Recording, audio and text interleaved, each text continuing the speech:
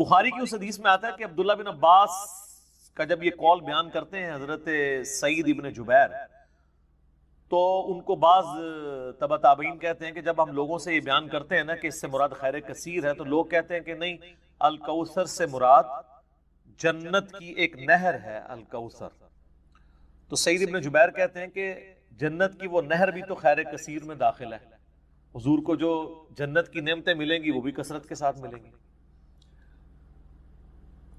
تو یہ اس کی جو تفسیر ہے نا خیر کثیر والی، یہ سب سے آپٹیمل ہے۔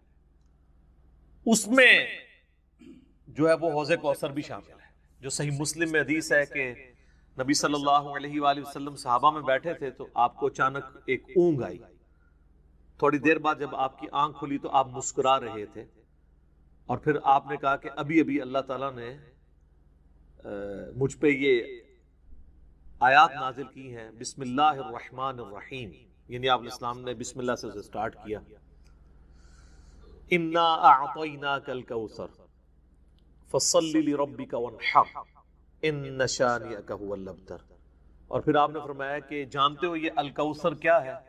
تو صحابہ نے کہا اللہ اس کا رسول بہتر جانتے ہیں۔ تو آپ صلی اللہ علیہ وآلہ وسلم نے فرمایا یہ جنت میں ایک نہر ہے جو مجھے اللہ تعالیٰ نے عطا فرمائی ہے، اور اس کے کنارے کی جو مٹی ہے وہ کستوری سے زیادہ خوشبودار ہے، اور اس کے برتن آسمان کے ستاروں کے برابر ہیں۔ اور صحیح بخاری میں آتا ہے کہ شب معراج جب نبی علیہ السلام جنت میں سیر کر رہے تھے تو وہاں آپ کو ایک نہر دکھائی گئی، اور جبرائیل علیہ السلام نے کہا کہ یہ وہ الکوثر ہے جو آپ کو اللہ تعالیٰ نے عطا کی ہے۔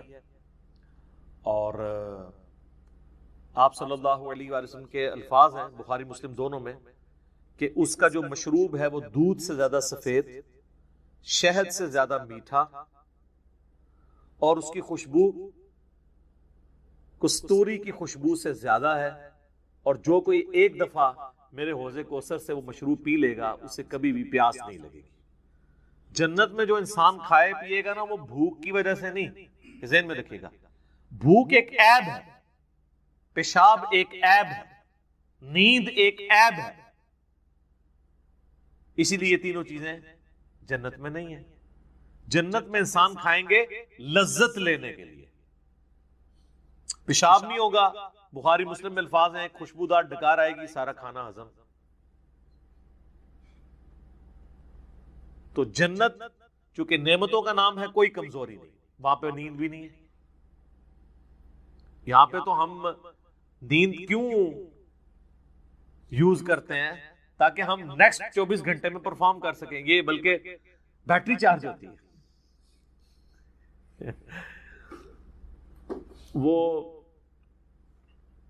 میری خالہ جو ہے نا وہ بڑے پیارے الفاظ استعمال کرتی ہیں، ان کی بیٹیاں جب چھوٹی تھی نا تو سوئی ہوتی تھی نا تو کون سے پوچھتا تھا بیٹیاں کہتے ہیں چارجنگ تے لائی ہیں، کیونکہ بچے جب اٹھتے ہیں نا پھر تو آپ ان کو سنبھال بیٹھے، جب تک یہ سونا نہ جائیں سکون نہیں آتا۔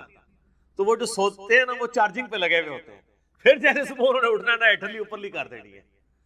تو قیامت میں جنت والے دن آپ کو جنت میں چارجنگ کی ضرورت نہیں ہے، بلکہ نیند وہاں پہ ضرورت ہی نہیں، اللہ تعالیٰ نے ویسے ہی انسان کو اتنی انرجی دی ہوئی ہوگی۔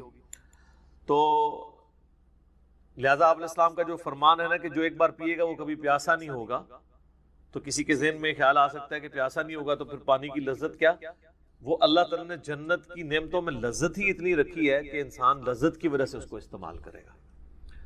اور پھر انہی احادیث میں بخاری و مسلم کے موجود ہے کہ میرے حوض کوثر پہ پھر ایسے لوگ بھی لائے جائیں گے جن میں پہچانتا ہوں گا، اور جب میں انہیں مشروب پلانے لگوں گا تو میرے ان کے درمیان ایک آڑ قائم کر دی جائے گی، تو میں کہوں گا یہ تو میرے صحابہ ہیں، اصحابی اصحابی، امتی والی روایتیں بھی ہیں بخاری مسلم میں، اصحابی والی بھی ہیں۔ تو مجھے بتایا جائے گا کہ یا رسول اللہ آپ کو نہیں پتا آپ کے بعد انہوں نے دین میں بدعتیں جاری کر دی تھی اور الٹے قدم پھر گئے تھے، تو آپ صلی اللہ علیہ وآلہ وسلم فرماتے ہیں کہ پھر میں کہوں گا سحقا سحقا لمن غیر بعدی، ان پہ پھٹکار ہو، ان کو مجھ سے دور کر دو جنہوں نے میرے بعد میرے دین کو بدل دیا۔ یہ حدیث بخاری اور مسلم دونوں میں ہے، اور حوض کوثر والے چیپٹر میں امام مسلم اسے لے کے آئے ہیں، بخاری میں موجود ہے۔ اس حدیث پہ کامنٹس ہیں عبداللہ ابن ابی ملیکہ تابعی کے، وہ جب بھی حدیث بیان کیا کرتے تھے تو وہ کہا کرتے تھے اے اللہ ہم تجھ سے یہ دعا کرتے ہیں کہ تیرے نبی کی وفات کے بعد ان کے دل سے الٹے قدم نہ پھریں، آمین ثم آمین۔ تو اللہ تعالیٰ ہمیں حوض کوثر پہ آپ صلی اللہ علیہ وآلہ وسلم کے مبارک ہاتھوں سے مشروب نصیب فرمائے۔ یہ دعا انسان کو اپنے لیے کرنی چاہیے، ظاہر ہے کہ وہ اہل جنت ہوں گے۔ اور بخاری مسلم میں کہ اس کے جو برتن ہیں نا، وہ برتن ہی آسمان کے ستاروں کے برابر اس کی تعداد ہے۔ پورا ایک نقشہ کھینچا گیا۔ آپ مشکات کی 30 جلد میں حوض کوثر اور شفاعت والا چیپٹر نکالیں تو آپ کو وہ ساری احادیث مل جائیں گی۔ ترمذی اور ابن ماجہ میں ایک وہ حدیث بھی بڑی مشہور ہے جو حضرت انس بن مالک کہتے ہیں کہ یا رسول اللہ کیا آپ میری شفاعت کریں گے؟ تو آپ فرمایا میں کروں گا۔ تو یا رسول اللہ قیامت والے دن میں آپ کو کہاں تلاش کروں؟ تو آپ علیہ السلام فرمایا میزان عمل پہ آ جانا، جہاں میرے امتیوں کے نام مال تل رہے ہوں گے۔ یا رسول اللہ وہاں نہ پاؤں؟ تو فرمایا حوض کوثر پہ آ جانا۔ عرض کی وہاں پہ بھی نہ پاؤں؟ تو فرمایا پھر پل صراط پہ آ جانا۔ کہا وہاں پہ بھی نہ پاؤں؟ تو آپ فرمایا میں ان 3 جگہوں کے سوا کہیں اور نہیں ہوں گا، یا میں حوض کوثر پہ ہوں گا اپنے پیاسی امتیوں کو مشروب پلا رہا ہوں گا، یا پھر میزان عمل پہ ہوں گا شفاعت کے لیے، یا پھر میں پل صراط پہ ہوں گا اپنے امتیوں کے لیے سلامتی کی دعا کرنے کے لیے۔ تو یہ 3 جگہیں ہیں جہاں پہ آپ صلی اللہ علیہ وآلہ وسلم کو قیامت والے دن تلاش کیا جا سکتا ہے انشاءاللہ تعالی۔ تو یہ حوض کوثر میں وہ خیر کثیر جو ہر طرح کی آپ کو عطا کی گئی وہ بھی شامل ہے، اور اسپیسیفکلی حوض کوثر جو ہے وہ بھی، حتیٰ کہ جو بخاری اور مسلم میں حدیث ہے، آپ نے اپنی وفات سے 1 مہینے پہلے خطبہ دیا تھا غزوہ احد کے شہداء پر، جو آپ نے نماز جنازہ دوبارہ پڑھی تھی 8 سال بعد۔ اس میں الفاظ ہیں، آپ نے فرمایا کہ میرا ممبر جو ہے وہ حوض کوثر پہ لگا ہوا ہے۔ یہ والے جو الفاظ ہیں یہ دوسری حدیث میں، کیونکہ وہاں پہ ممبر نہیں تھا، یہ الفاظ ہیں بخاری اور مسلم کی وہ حدیث کہ میرے گھر سے میرے ممبر سے میرے گھر تک جنت کے ٹکڑوں میں سے ایک ٹکڑا ہے ریاض الجنہ، اس میں الفاظ ہیں اور میرا ممبر جو ہے وہ حوض کوثر پہ لگا ہوا ہے۔ یعنی آپ علیہ السلام وہ دیکھ رہے تھے حوض کوثر کا منظر، ٹائم میں گزار کے آپ کو دکھایا گیا۔ وہ جو بخاری مسلم کی وہ والی حدیث ہے عقبہ بن عامر والی، جو شہداء احد پہ آپ نے 8 سال بعد جنازہ پڑھا اپنی وفات سے 1 مہینہ پہلے، اور عقبہ ابن عامر کے الفاظ ہیں یہ آخری دفعہ میں نے رسول اللہ کو ممبر پہ دیکھا ہے، اس کے بعد میں نے آپ کو نہیں دیکھا۔ تو اس میں الفاظ ہیں، آپ نے فرمایا کہ میں اپنے حوض کوثر کو اس وقت بھی دیکھ رہا ہوں، اور دیکھنا میرے بعد جو ہے وہ مجھے تم سے یہ خطرہ نہیں کہ تم شرک میں مبتلا ہو جاؤ گے، بلکہ مجھے خطرہ ہے کہ تم دنیا کے مال میں پڑ جاؤ گے اور پھر اس کی لالچ میں ایک دوسرے کو قتل کرو گے اور تم بھی تباہ و برباد ہو جاؤ گے جس طرح اگلی قومیں تباہ و برباد ہوگی۔ تو اس میں بھی حوض کوثر کے الفاظ موجود ہیں۔ اور پھر میرے ایک کربلا والے ریسرچ پیپر میں بھی آپ کو پتہ ہے ایک حدیث ہے جو میں نے حوض کوثر کا ذکر اس حدیث کے اندر بھی موجود ہے، جب وہ سنن ابی داؤد کی ایک حدیث ہے نا، وہ عبید اللہ ابن زیاد کے پاس ایک وہ آتا ہے، ہاں یہ ابو داؤد کے اندر 4749 ہے۔ ابو طالو تابعی کہتے ہیں کہ میں ابو برزہ کو میں نے دیکھا کہ وہ گورنر یزید عبید اللہ ابن زیاد کے پاس آئے جبکہ وہ دسترخوان پر تھا، تو اس نے ابو برزہ کو آتے ہوئے دیکھا اور کہا کہ یہ تمہارا ٹھگنا محمدی ہے۔ استغفر اللہ، ان کا قد چھوٹا تھا تو ان کا اے گینڈا محمدی، یعنی محمدی اس نے اس لیے کہا کہ وہ حضور کا صحابی تھا۔ تو یہ کتنی سخت توہین کی عبید اللہ ابن زیاد نے۔ یہ وہی خبیث ہے جس کے بارے میں بخاری میں 3748 نمبر حدیث ہے، جس میں امام بخاری نے حسین کے ساتھ علیہ السلام لکھا ہے کہ یہ حضرت حسین کے حسن میں کلام کرنے لگا، تو انس بن مالک نے کہا کہ رسول اللہ کے سب سے زیادہ مشابہت رکھنے والے حسین تھے۔ یہ وہی عبید اللہ ابن زیاد ہے۔ تو یہ صحابہ کے گستاخ ہیں، آل امیہ ہیں، یہ بنو امیہ کے خدمت گار۔ تو اب آپ دیکھیں جب اس نے یہ بات کی نا، تو حضرت ابو برزہ اس کی طنزیہ بات کو سمجھ گیا۔ آپ نے فرمایا مجھے گمان نہیں تھا کہ میں ایسے لوگوں کے دور حکومت تک زندہ رہوں گا جو مجھے رسول اللہ کی صحبت پر آر دلائیں گے، کہ میری زندگی میں یہ وقت بھی آنا ہے کہ رسول اللہ کی وجہ سے ہمیں پوری دنیا پہ غلبہ ملا، اور اس غلبے کی حکومت کو جو لوگ انجوائے کر رہے ہیں عرب کے بدو، یہ رسول اللہ سے میری نسبت میں مجھے آر دلائیں گے۔ کہ مجھے کہہ رہے ہیں کہ ٹھگنا محمدی، یعنی پنجابی سے کہتے ہیں گینڈا محمدی، نعوذ باللہ. تو اب اس نے فوراً پینترا بدلا، وہ کہنے لگا کہ محمد صلی اللہ علیہ وسلم کی صحابیت تمہارے لیے باعث زینت ہے، آر کا سبب نہیں. پھر کہنے لگا کہ میں نے تمہیں اس لیے بلوایا ہے کہ تم سے حوض کوثر کے بارے میں پوچھوں، کیا تم نے رسول اللہ سے اس کے بارے میں کچھ سنا ہے؟ تو ابو برزہ نے فرمایا ہاں، نہ ایک بار، نہ 2 بار، نہ 3 بار، نہ 4 بار، نہ 5 بار، میں نے کئی مرتبہ رسول اللہ صلی اللہ علیہ وآلہ وسلم سے حوض کوثر کے بارے میں سنا، اور جو حوض کوثر کو نہ مانے اللہ تعالیٰ اسے اس کا پینا نصیب ہی نہ فرمائے. اور پھر سیدنا ابو طالوت کہتے ہیں کہ سیدنا ابو برزہ رضی اللہ تعالیٰ عنہ غصے کی حالت میں وہاں سے تشریف لے گئے. انہوں نے بدعا دی کہ جو حضور کے حوض کوثر کو نہیں مانتا اللہ تعالیٰ اس کو حوض کوثر نصیب ہی نہ کرے.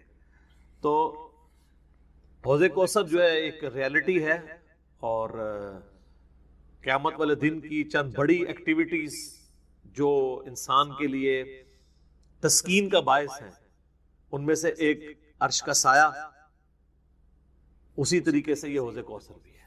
اس گرمی کے اندر اللہ تعالیٰ کی نعمتوں میں سے بڑی نعمت ہے، ہم سب کو نصیب فرمائے، آمین ثم آمین. ٹھیک ہو گئی؟ اب میرے بھائیو جو یہ آیت مبارکہ آ رہی ہے نا، سورۃ النساء کی آیت نمبر 48، یہ متقاضی ہے کہ ہم بقیہ ساری گفتگو اسی کانٹیکسٹ میں کریں. یہ قرآن حکیم کی اگر میں کہوں نا سب سے کریٹیکل آیت ہے، تو میرا یہ دعویٰ غلط نہیں ہوگا. کائنات کی سب سے بڑی حقیقت کو آشکار کرنے والی یہ آیت مبارکہ ہے، تو یہ میرا دعویٰ غلط نہیں ہوگا. سورۃ النساء کی آیت نمبر 48 سورۃ النساء میں 2 دفعہ ریپیٹ ہوئی ہے، تھوڑے سے الفاظ کے فرق کے ساتھ. ایک 48 نمبر پہ اور اس کے بعد 116 کے اوپر جا کے یہ آیت آئے گی. شروع کے الفاظ سیم ہیں، بعد والے جو ہیں وہ تھوڑا سا فرق ہے. میں وہ دونوں آیات پڑھ دیتا ہوں اور اس کے اوپر پھر انشاءاللہ تفصیلی ڈسکشن کرتے ہیں. پہلے اس آیت مبارکہ کو ہم پڑھ لیں. ان اللہ لا یغفر ان یشرک بہ، بے شک اللہ اس گناہ کو تو کبھی معاف نہیں کرے گا کہ کوئی شخص اس حال میں اللہ کے حضور قیامت کے دن پیش ہوا کہ وہ دنیا میں شرک کرتا ہوا. دنیا میں معاف کر دے گا اگر کسی نے معافی مان لی، یہ آخرت کی بات ہو رہی ہے. وَيَغْفِرُ مَا دُونَ ذَلِكَ لِمَن يَشَاءُ، اس کے علاوہ جتنے بھی گناہ ہیں جس کے لیے چاہے گا معاف کر دے گا. وہ بھی اوپن لائسنس نہیں ہے، جس کے لیے چاہے گا معاف کر دے گا، لیکن امید ہے کہ وہ قابل معافی ہیں. لیکن شرک ایسا گناہ ہے جو اللہ بھی معاف نہیں کرے گا. اب کوئی کہے کہ جی اللہ کی یہ قدرت کی نفی نہیں ہو جاتی، ان اللہ علی کل شیء قدیر ہے، تو اللہ یہ کیوں کہہ رہا ہے کہ میں شرک بھی معاف نہیں کروں گا؟ اللہ تو شرک معاف کر سکتا ہے، ہم یہ جملہ بھی نہیں بولیں گے کہ کر سکتا ہے. اس لیے لا تبدیل لکلمات اللہ، جو اللہ کی وعیدیں ہیں نا وہ اللہ کے فیصلے ہیں. یہ بہت سخت معاملہ ہے، اللہ کے کلمات نہیں بدلتے. تو اللہ تعالیٰ نے یہ اپنی ڈیسٹنی میں چیز مقرر کر دی ہے کہ میں نے مشرک کو کسی صورت بھی بخشنا نہیں ہے، اس کے لیے جنت نہیں ہے. ہاں اس کے علاوہ کوئی گناہ ہے وہ جس کے لیے چاہے گا معاف کر دے گا، اور وہ بھی اوپن لائسنس نہیں ہے. اور اس میں آپ کو ایک گناہ کے حوالے سے بتا دوں، سنن نبی داؤد میں حدیث ہے، نبی صلی اللہ علیہ وآلہ وسلم نے فرمایا کہ 2 گناہ ایسے ہیں جو اللہ تعالیٰ کبھی معاف نہیں کرے گا، باقی ہر گناہ معاف کر دے گا. ایک شرک اور دوسرا کسی مؤمن کا قتل ناحق. یہ جو اس میں ایک اشارہ تھا نا کہ اس کے علاوہ ہر گناہ چاہے گا، جس کے لیے چاہے گا معاف کر دے گا، تو اس کا کیا مطلب ہے؟ جس کے لیے نہیں چاہے گا نہیں معاف کرے گا. تو اس میں بھی اشارہ موجود ہے، کوئی ایسی چیز بھی ہے کہ جو اللہ تعالیٰ جس پہ گرفت کر سکتا ہے، اور وہ ہے قتل ناحق کسی مؤمن کا. تو اب مجھے بتائیں، جنہوں نے حسین ابن علی اور ان کے ساتھیوں کو ناحق قتل کیا، وہ کس امید پہ بیٹھے ہوئے ہیں؟ اور ان کو جنت کی جھوٹی خوشخبریاں سنانے والے کس امید پہ بیٹھے ہوئے ہیں؟ سوچنے والوں کے لیے یہ چیز کافی ہے. سنن نبی داؤد کی حدیث. وَمَن يُشْرِكْ بِاللَّهِ، اور جس نے اللہ کے ساتھ شرک کیا، فَقَدِ افْتَرَىٰ إِثْمًا عَظِيمًا، تو اس نے بہت بڑا جھوٹ اللہ تعالیٰ کے اوپر باندھ دیا، بہت بڑا گناہ کا کام اس نے کیا جس نے شرک کیا۔ اچھا، سورہ نساء کی آیت نمبر 116 جب آئے گی نا، اس میں پہلے الفاظ تو یہی ہوں گے، ان اللہ لا یغفر ان یشرک بہ ویغفر ما دون ذلک لمن یشاء، لیکن اگلے الفاظ ہیں ومن یشرک باللہ فقد ضل ضلالا بعیدا، جو کوئی اللہ کے ساتھ شرک کرے وہ گمراہ ہوا اور گمراہی میں دور جاتا۔ اللہم لا تجعلنا منہم، اللہم من احییتہ منا فاحیہ علی الاسلام ومن توفیتہ منا فتوفہ علی الایمان، آمین۔ رضیت باللہ ربا وبالاسلام دینا وبمحمد نبیا صلی اللہ علیہ وآلہ وسلم، آمین۔ اب یہ میرے بھائیو ایسا ٹاپک ہے کہ میں اس پہ اگر کم از کم 2 گھنٹے بولوں نا تو تب میری تسلی ہوگی، لیکن میں نے چونکہ پچھلی قرآن کلاسز جو 344 لیکچرز میں مکمل ہوئی تھی، ان میں اس آیت کے اوپر آلموسٹ 1.25 گھنٹے کی ویڈیو ریکارڈ کروا دی تھی اسی آیت کے اوپر۔ مسئلہ نمبر 3 کے نام سے وہ اپلوڈڈ ہے یوٹیوب کے اوپر، دعا صرف اللہ ہی سے۔ آپ یوٹیوب پہ ویسے بھی لکھیں نا دعا صرف اللہ ہی سے اور علی مرزا، تو وہ ویڈیو کھل جائے گی۔ اور اس کے بعد بھی کئی ایک لیکچرز وقتاً فوقتاً میں نے ریکارڈ کروائے، وسیلے کے نام پر دھوکہ، مجھے تم سے شرک کا خطرہ نہیں، یہ اکثر آپ سنتے ہیں نا، تخت بلقیس والا واقعہ، موسیٰ اور خضر والا واقعہ علیہ السلام، ہر وہ چیز جسے دھوکہ کر کے نا قبر پرستی یا بابا پرستی یا بابوں سے مانگنا سکھاتے ہیں نا، ایک ایک چیز کے اوپر میں نے الگ سے تسلی کروائی ہے قرآن، بخاری اور مسلم کی روشنی میں، الحمدللہ۔ اب وہ سارے لیکچر جمع کریں تو اس ایک آیت پہ کم از کم 10 گھنٹے گفتگو ہو سکتی ہے، لیکن ٹائم تو متحمل نہیں ہے کہ ہم اتنی ڈیٹیل گفتگو کریں، لیکن چند ایک باتیں تو میں ضرور کروں گا۔ ایک ریسرچ پیپر میں نے اس کے اوپر لکھ دیا 8 صفحوں کا، آپ اہل سنت پاک .com پہ ڈاؤن لوڈ کریں گے۔ دعا صرف اللہ ہی سے، میں نے اس کا نام توحید، شرک اس طرح کا نہیں رکھا کیونکہ لوگ ان ناموں سے چڑھ جاتے ہیں، میں نے وہ چیز اس کے نام پہ رکھی کہ جس کے اوپر لوگ چڑھے ہیں۔ آپ کسی بھی مسلمان سے، خواہ بریلوی ہو، دیوبندی ہو، اہل حدیث ہو، اہل تشیع ہو، جا کے پوچھیں کہ دعا کس سے کی جاتی ہے تو کیا کہے گا؟ اللہ سے۔ کوئی آپ کو نکھٹو قسم کا بھی بندہ یہ نہیں کہے گا کہ دعا جو ہے وہ کسی فرشتے سے ہو سکتی ہے، کسی جن سے ہو سکتی ہے، کسی پیغمبر سے ہو سکتی ہے۔ نہیں جی نہیں، نماز تے اللہ دی پڑھی دی ہے، دعا بھی اللہ کو منگی دی ہے، لیکن حالت یہ ہوگی کہ وہ دعا اللہ سے یہ مانگ رہا ہوگا۔ نماز میں تو قرآن کی وہ آیت سورۃ الفاتحہ کی 4 نمبر آیت کم از کم 17 رکعتیں جو فرض ہیں روزانہ کی، ان میں 17 دفعہ پڑھتا ہوگا ایاک نعبد و ایاک نستعین، اے اللہ عبادت بھی صرف کریں گے اور مدد بھی صرف تجھی سے مانگیں گے۔ یہ مدد کون سی؟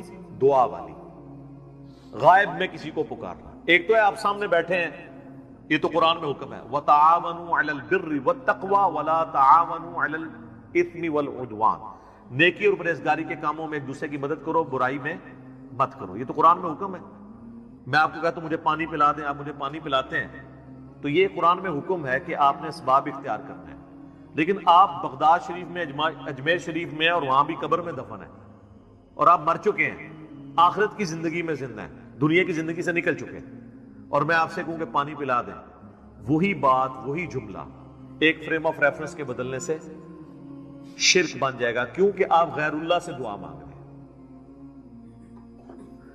ظاہری اسباب میں تو آپ کافر سے بھی مدد مانگ سکتے ہیں، صحیح بخاری میں موجود ہے، نبی علیہ السلام جب فوت ہوئے تو آپ کی ذرا بھی ایک یہودی کے پاس گروی رکھی ہوئی تھی، گندم کے عوض، اناج کے عوض، تو آپ نے یہودی سے بھی مدد لی۔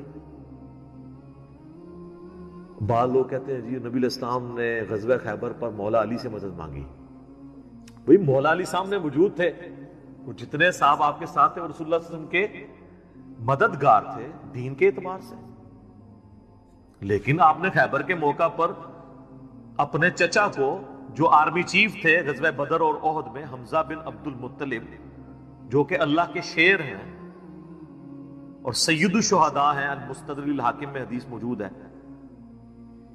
آپ نے یہ تو نہیں کہا المدد یا حمزہ، امیر حمزہ میری مدد کو پہنچے، کیونکہ وہ فوت ہو چکے تھے. جو سامنے موجود تھے انہیں کو بلانا تھا. تو دو چیزوں کو ہی مکس کرتے ہیں. اچھا مجھے بتائیں بارش کون برساتا ہے؟ اللہ. ڈیوٹی کس کی ہے؟ فرشتوں کی. تو ہم کیا بارش اللہ سے مانگتے ہیں یا فرشتوں سے؟ اللہ سے. فرشتوں سے مانگیں گے تو شرک ہو جائے گا. لہذا یہ پتا چلا کہ اگر ڈیوٹیاں بھی لگی ہوئی ہوں، کہنا نا بزرگوں کی ڈیوٹیاں نے، اللہ دا کہا ڈیوٹی کسی کو نہیں پوری ہوئی. جس مزار دا کہنا نا ڈیوٹی ہے، سارے چرسی پوڈری افیمی اسی مزار تے بیٹھے ہوندے نے، اپنے مزار دے ہوتے ڈیوٹی نہیں پوری ہو رہی انہاں کو. چلے ڈیوٹی لگی بھی ہو پھر بھی آپ پکار نہیں کسی کو سکتے. یہ جھگڑا نہیں ہے کہ مولا علی علیہ السلام مشکل کشا ہیں یا نہیں، شیخ عبد القادر جیلانی رحمت اللہ علیہ مشکل کشا ہیں یا نہیں. یہ تو جھگڑا ہی نہیں ہے. جھگڑا یہ ہے کہ اگر یہ ہو بھی تب بھی مرنے کے بعد، اس دنیا کی زندگی سے جانے کے بعد، آپ ان سے کمیونیکیشن نہیں کر سکتے، نہ کسی فرشتے سے، نہ کسی جن سے، نہ کسی پیغمبر سے. اور اگر آپ ظاہری اسباب کی بات کرتے ہیں تو سب سے بڑا مشکل کشا ظاہری اسباب میں اس کائنات میں انسانوں کے لیے سورج. سورج ختم ہو جائے سارے انسان مر جائیں گے، چاہے کوئی بزرگ ہے یا غیر بزرگ ہے، چاہے مسلمان ہے یا کافر ہے، فارغ. سورج ختم، زمین اپنی نباتات نہیں پیدا کر سکتی فوٹو سنتھسس کے ذریعے جو کرتی ہے. جب زمین اگانا چھوڑ دے گی تو اگر آپ جانور بھی کھائیں گے تو کتنا عرصہ. جس طرح ہمارے حکمران ہمیں کہتے ہیں کہ اگر ٹماٹر مہنگے ہیں تو دہی ڈال دو، تو اگر زمین اگانا چھوڑ دے تو ہم جانور کھائیں گے تو کتنا عرصہ، مچھلیاں کھائیں گے تو کتنا عرصہ، وہ بھی ساری مر جائیں گی ہمارے کھانے سے پہلے ہی. دنیا پہ موسموں کا تبدیل ہونا، ہواؤں کا چلنا، ہر زندہ چیز کی خوراک یہ ایک سورج کے اوپر ڈیپینڈنٹ ہے. تو پھر سب سے بڑا مشکل کشا کون ہوا؟ سورج. آج تک کسی کافر نے بھی کہا ہے المدد یا سورج میری مدد فرمائیے، ہمیں کبھی وہم بھی نہیں آتا. سورج کی برکت سے ہی گلیشیئرز کا پانی پگھل کے دریاؤں میں آتا ہے. زمین کے نیچے بھی دریا چلتے ہیں، زمین کے اوپر بھی، جس پانی سے ہم لوگ زندہ ہیں. اور وہ گلیشیئرز تک پانی پہنچنا بھی سورج کی وجہ سے ہے، کیونکہ سورج ویپوریٹ کرتا ہے سمندر کے پانی کو، وہ ہواؤں اور بادلوں کی شکل میں ہم پر بارش کی شکل میں اور پہاڑوں پہ برف کی شکل میں برستی ہے. ورنہ یہ کروڑوں ٹن پانی اگر سمندر سے شفٹ کرنا پڑے اس کا نمک نکال کے گلیشیئر کے اوپر، پوری انسانیت قیامت تک بھی لگی رہی، یہ نہیں کر سکتی. جو کہتے ہیں نہیں خود بخود ہو رہا ہے، اور جو کام کرنے سے نہ ہو وہ خود بخود کیسے ہو سکتا ہے؟ جب تک آپ اس کے پیچھے ڈیوائن سورس نہ مان لیں. God is the only explanation of all the physical phenomena in this universe. خدا ہی وضاحت ہے اس کائنات میں ہونے والے ہر فزیکل فینامنا کے پیچھے، وہ ڈیوائن سورس ہے. ڈیوٹی لگائی دی. 15 ارب سال سے سورج چل رہا ہے، اس میں فیول کون ڈال رہا ہے؟ اسے کان سے پکڑ کے کون چلا رہا ہے؟ سورج کو خود بھی نہیں پتا کہ وہ کیا کر رہا ہوگا. لیکن سورج کو ہم کیا مشکل کشا مانتے ہیں؟ حالانکہ ساری مشکلیں ہماری وہی حل کر رہا ہے. ہم کہتے ہیں سبب ہے، پھر بھی نہیں پکارتے. اتنے بڑے سبب کو آپ پکار نہیں رہے تو بابے کدھر سے آ گئے؟ بابے تو خود آپ کے نذرانوں پہ چلتے ہیں. کھانا کھا لیں تو انہیں ٹوائلٹ کی ضرورت پڑ جاتی ہے. اور جو کوئی کہتا ہے نا میں سمندر، دریا یا زلزلہ روک سکتا ہوں، وہ اپنا پیشاب کو روک کے بتا دے. نہیں.